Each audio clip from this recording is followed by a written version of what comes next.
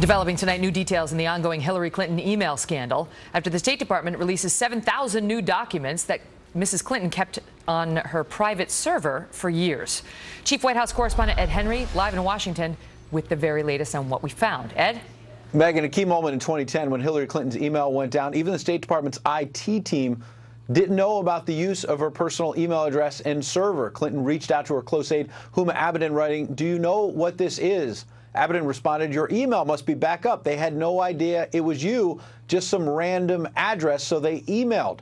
Raising another new question for the State Department, which officials were in the loop on this unusual arrangement? We pressed them on that. They would not answer, so then we pressed them on another question, whether anyone ever stood up inside the State Department and tried to prevent the secretary from having this personal server. Listen. I can't answer that. I can't. I don't have the history, but I also don't have I don't have the authority to speak definitively to that. But again, these are questions that are appropriate, but appropriate for other processes and reviews. Now, out on the trail, Hillary Clinton has also said that her controversial advisor, Sidney Blumenthal, sent in emails that were unsolicited. Well, in this batch, 297 emails mentioning Blumenthal, some in which Clinton encouraged him to send more. In some of these emails, he slammed Speaker John Boehner as an alcoholic. Boehner's office would not respond to that personal slam today, saying instead, the only reason there's an investigation of this classified information is because Boehner pushed it. Megan? Ed, thank you.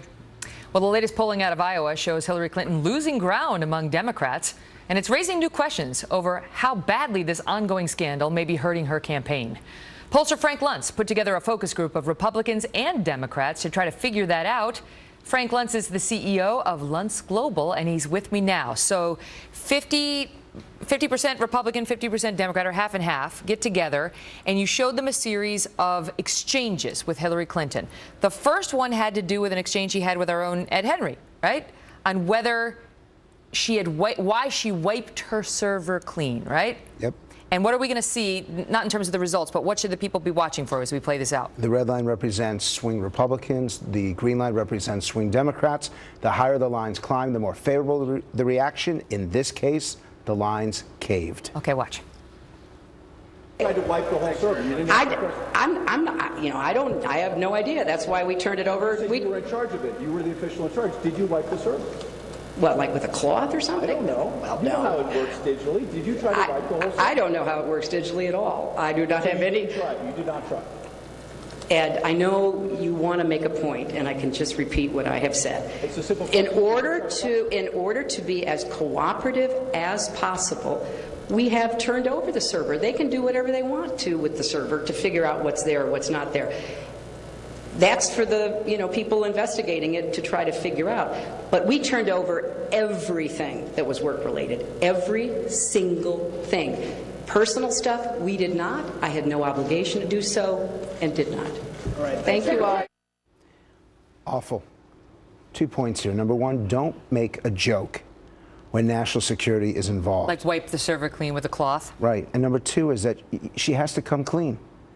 You acknowledge that something went wrong. She refuses to do it because her campaign aides are saying to show any weakness at all is a mistake. Mm-hmm. And I'll tell you, as someone who studied this and participated in politics, candor is the best weapon, and she refuses to use it. She went up at the end there where she said, we turned over everything, and that's for people investigating to find out.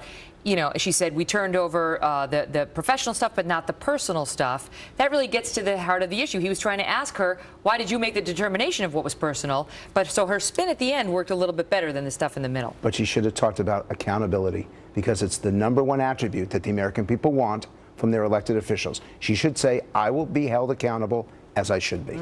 Okay, you also asked about her trying to reassure people. People love me. What do you mean? They love what? They love and they trust me. And here's how Frank's focus group felt about that. Watch. Stand by. And do trust me. Trust me. We have a candidate here who's not being honest or candid about what she's done with her emails. Voters thinking that she's dishonest and not trustworthy. She's doing terribly in terms of people believing she is honest and trustworthy. Trust is really going to hurt her in the long run. Again, let's take a deep breath here.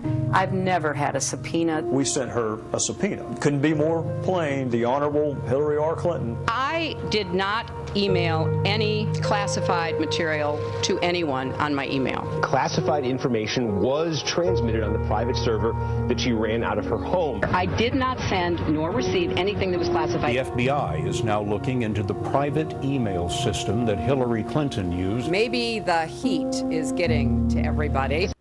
So what do those lines show us? So this is an ad. So we start at 0, and the higher it climbs, the more credible, persuasive, and believable it is.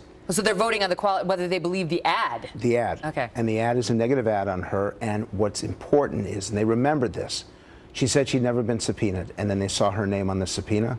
That in itself is crushing.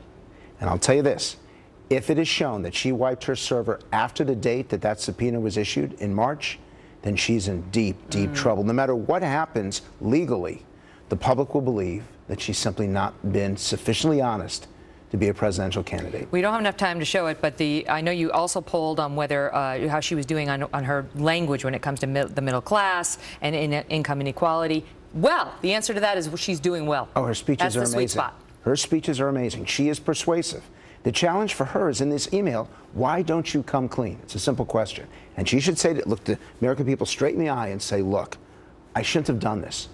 In context, I should not have done it. I got it wrong.